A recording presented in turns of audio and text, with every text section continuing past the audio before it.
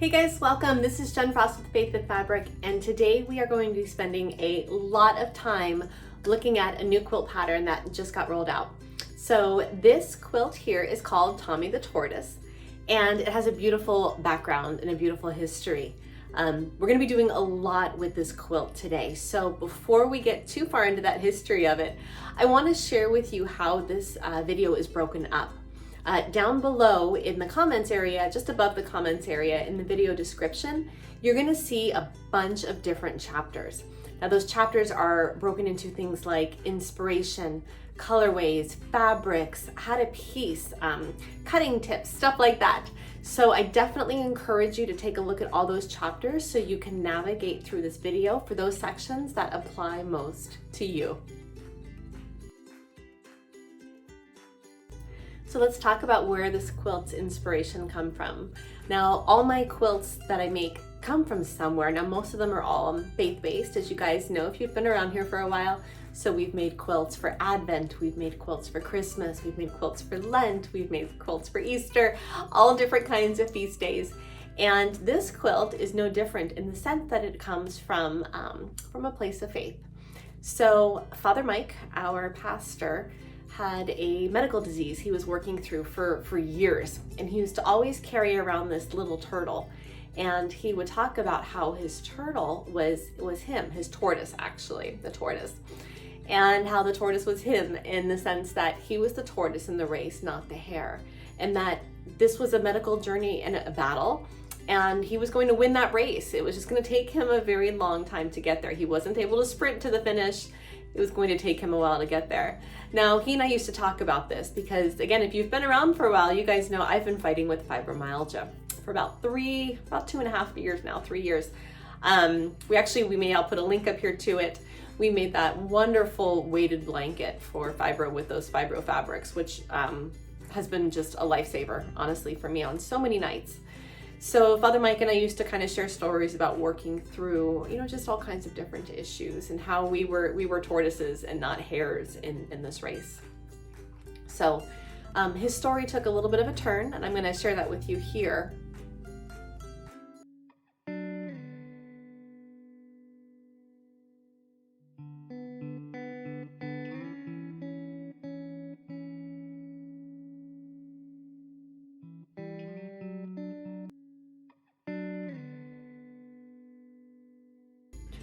Our hearts were all broken when shortly after the surgery, Father Mike passed away.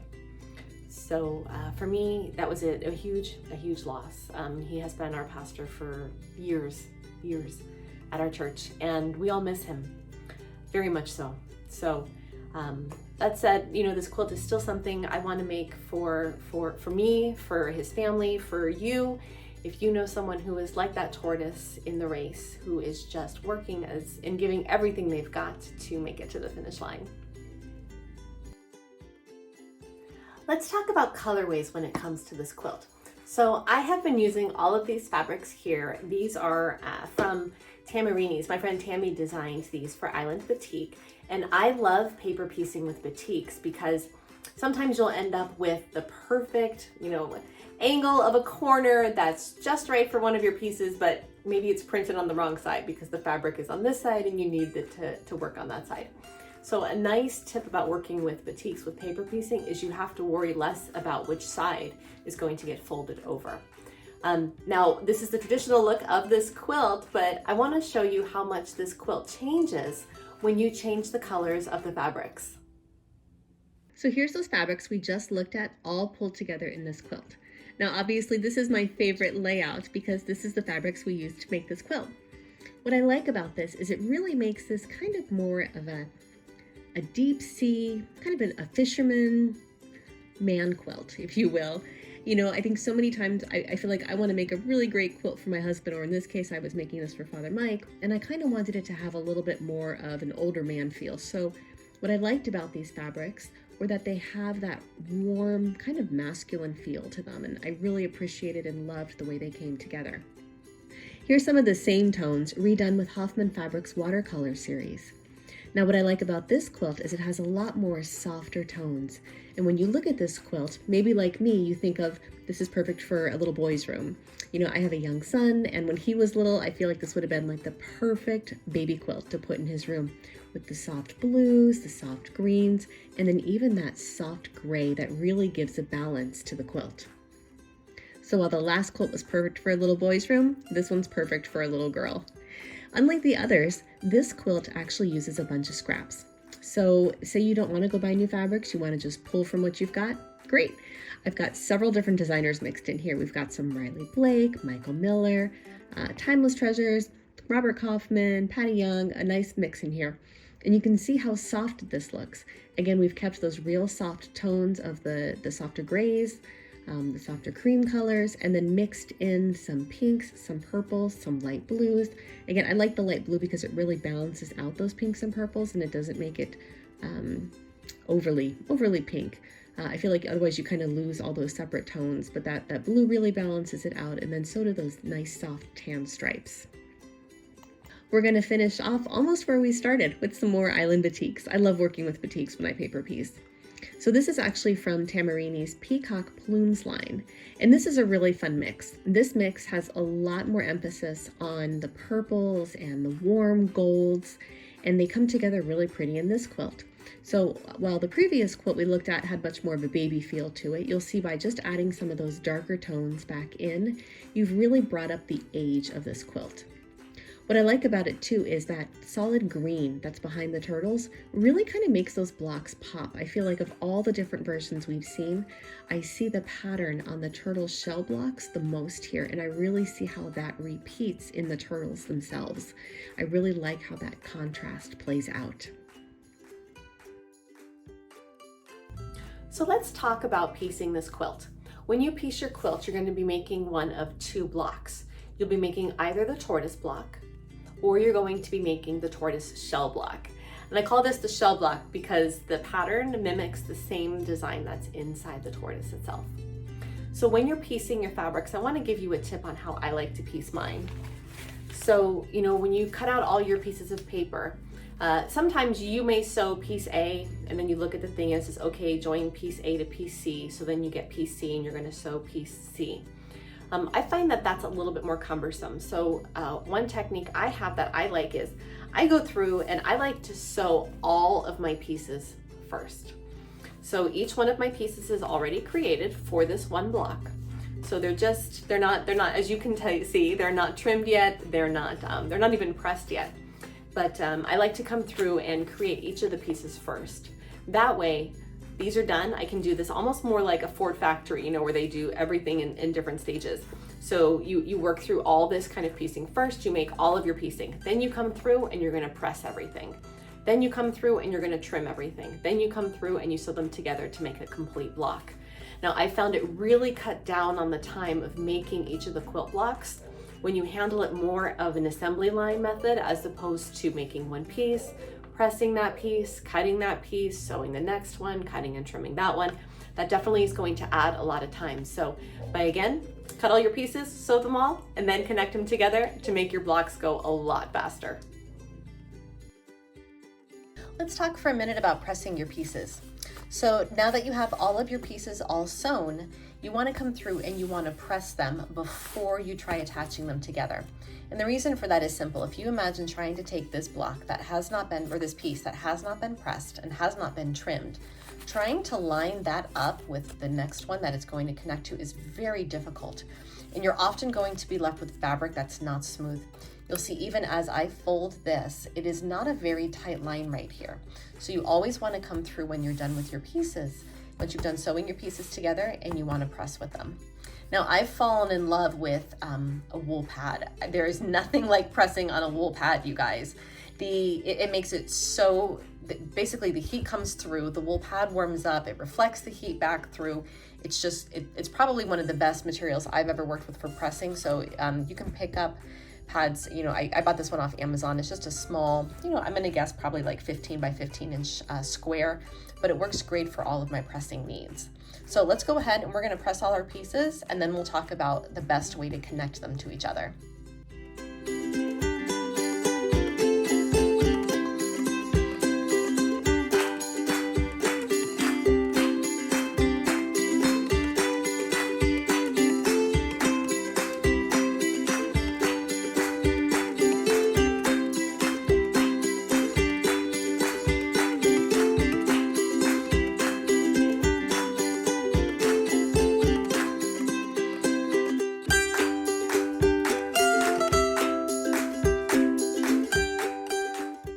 When it comes to joining your pieces together, I have 2 tips that I'd like to share with you.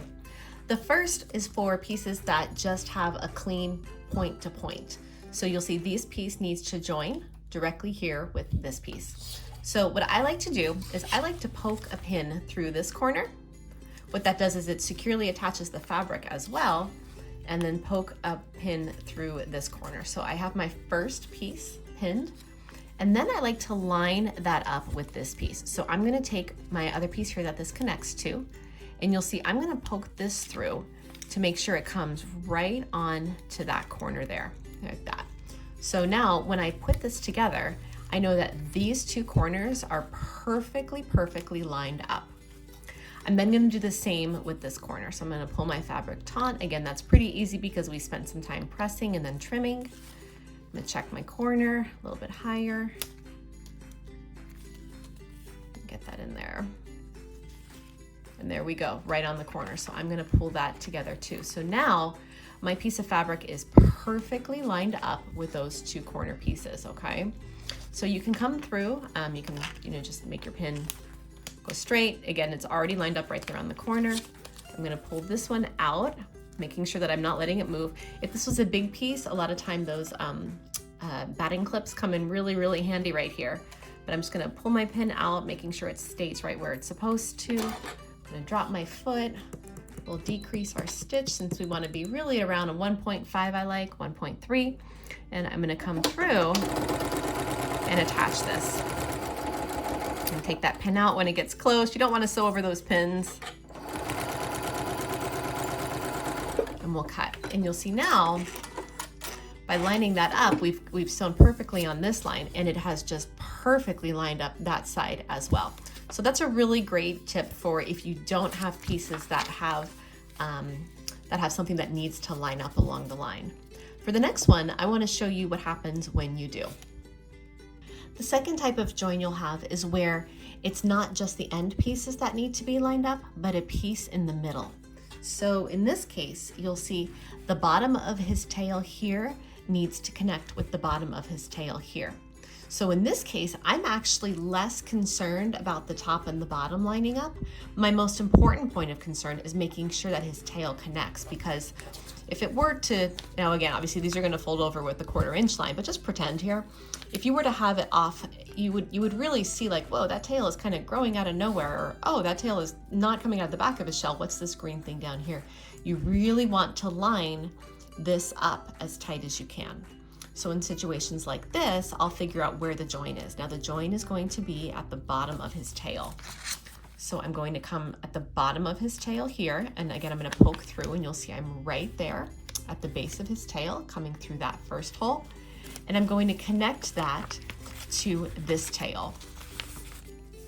So find that 1/4 inch line, and I'm gonna connect right here, check on the back, and you'll see I've come through exactly right there where that tail join connects.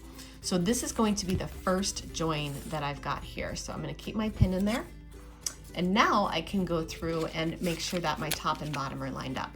Now, this piece is obviously never been connected to any other paper pieces. So as may happen for you, depending on how scant of a line you're sewing, you may end up with this piece being a skosh longer or a skosh shorter than the piece underneath, which has multiple pieces joined together to make up the turtle already. So when you come through, and if you make your little piece here tight and you come all the way up, you may find that it's a little bit off, and that's okay. So the big thing you want to make sure is that your line is connected. So I'm going to move this over. My line is not even. Let's come down a little bit lower. I'm going to connect that here. Yep. So you'll see now I'm connected here, and I'm connected on the back through that same line. So I'm going to do one more here at the bottom.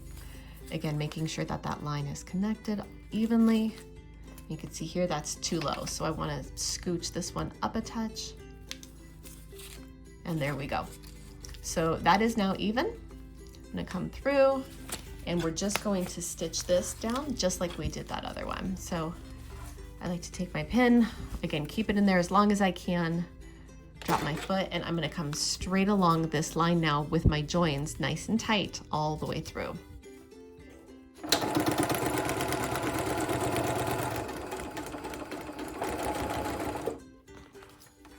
Yeah, tuck all that paper under there. There's a big seam.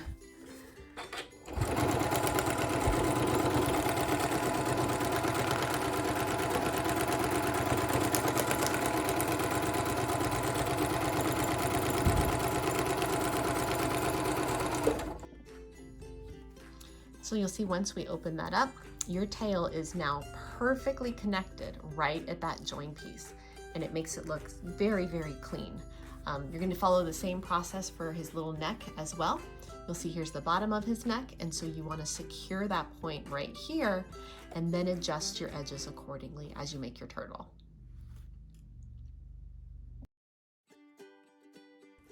The next thing I want to talk about is something that's different that we don't normally do when we paper piece. Usually when you paper piece quilts, you're going to take all those pieces and you're going to join them all together, and then you might even join those blocks. On this one, we have our blocks. We have our lovely little Tommy the Tortoise block, and we have our Tortoise shell block. I've gone ahead and I've moved all the paper off of this. Almost all the paper. And what you want to do is iron these. Now, I recommend, again, pressing on a wool pad. When you have, especially ones like on Tommy here, when you have a lot of fabric on the back because you just happen to have those seams where it really builds up, pressing both sides on that wool pad, starting on the back, pressing these seams down, flipping it over, pressing this front down, is really going to give you the flat block that you need. Okay, so definitely spend some extra time pressing. The next thing you want to do though is take your blocks and you want to square them up. So we're going to head over to the cutting table and we're going to trim these blocks up so they're just the size we need for our quilt. So you've got your blocks, they're all nicely pressed on both sides, and we're going to trim them. So now in your pattern you saw that each of these blocks is going to finish at 8 by 14, which means that with the seam allowance we should have an 8.5 inch block by a 14.5 inch block. Now I know me, and just like you probably know yourself and your own sewing habits, I tend to never really be scant on my seams. So my blocks, especially when I have a lot of piecing, I tend to end up just a skosh short. And you'll see that here, there's a little few spots here where I'm off by, probably not even an 1/8 of an inch, but just a touch. Other times you might end up a little bit over. So we're going to talk about that here. So what you want to try to do is you want to make your blocks as even as you can so that they do end up at that 8.5 by 14 size. Now you're going to work with your piecing here, and I'm going to center my block. So that way here, I'll be getting an even amount because I want to trim. You'll see I'm just over on my measurement here. So if I were to go ahead and cut this, like let's just move this up here. So on my bottom, I'm all lined up. If I were to come across here and just say, oh, this little edge right here, this sticks up about 1/4 of an inch. If I were to just cut that off, what's going to happen is this row now is going to be significantly smaller than this one. Okay. So you actually want to trim, if you're going to do any trimming to square your blocks up, you want to trim from both sides. That's going to be less important when we work on the turtle blocks because they don't have to, they don't have a specific pattern that you're going to notice that on, but on this block you will. So you'll see on one side, I'm pretty much right at the 8.5 inch mark. This side I'm over by about an 1/8, a little bit closer, almost a 1/4 there. So I want to trim that up. So I'm going to scooch this side down a touch. And now I'm going to come through and I'm going to trim over here. Now, a lot of people have different ways they like to do this. This is how I prefer to do it. If you have your own technique for how you like to square your blocks up, definitely go ahead and do that. But you will want to square these before you attempt to put borders on them. Trust me, it's going to make it so much easier. Okay, so I've cleaned that side up. Now I'm going to come through and I'm going to clean my bottom up. And you'll see now when I come through and I need to trim this, like again, it's barely trimming. You're just squaring that block up. When I need to square this side up, I don't have to worry about taking too much off because I've already taken just a touch off the other side. Giving this 2 passes here because I am out of new rotary wheels and I need to get a new blade for my cutter. Okay, so I've got a nice squared block here now, nice and clean, and we're going to show you now how to cut the turtles. So if you need to trim your turtle blocks, again, these should finish at the same size, 8.5 by 14. These you have a little bit more wiggle room on. You'll see there's not as much of a difference on each side. So it's not like these guys, right? Where you're gonna visually see that, oh, this one's off by, you know, 1/8 of an inch or 1/4 of an inch because this piece is larger or smaller than this piece. On your turtles, you're not going to have that. So I would recommend you choose to say, I'm either gonna do all my trimmings from the top or I'm going to do all my trimmings from the bottom, okay? So what you can do is you can kind of look at your quilts, your quilt blocks. You can see, does one side look a little cleaner than the others? You know, like I could see for me, because there was so much piecing that happened on the turtle's neck, and because I was so careful about wanting to line his neck up right here to make that join, I ended up with a little, I'm gonna call it like a little nick where this piece didn't line up exactly with this piece. And that happened on almost every one of my blocks. So when I do my trimming, I'm gonna trim across the bottoms for those blocks that need it to kind of help square that bottom up a little bit. Same thing on your sides. You're going to take a look at each of your sides and see if there's one side that is maybe needing a little bit more of a cleanup than another. Again, you'll see if I put my block, again, I'm lining it up from here to the 14.5 inch line. I am over, so I wanna square that up and I wanna look, is there one side that might need it more than the other? You'll see on mine, again, here's that little nick, again, because there was a lot more piecing happening here than here. You may end up with several blocks where, like you'll see if you look at all my little turtle blocks, I indent a little bit right there. Again, that's just based on your style. Again, I tend to sew right on that line when piecing, when you should probably be sewing just a touch off. But you want to take a look at your turtles and see where the best place to trim for you is. So there you go. I hope those tips have helped you out as you work on creating your tortoise in the hair quilt. I cannot wait to see how it turns out.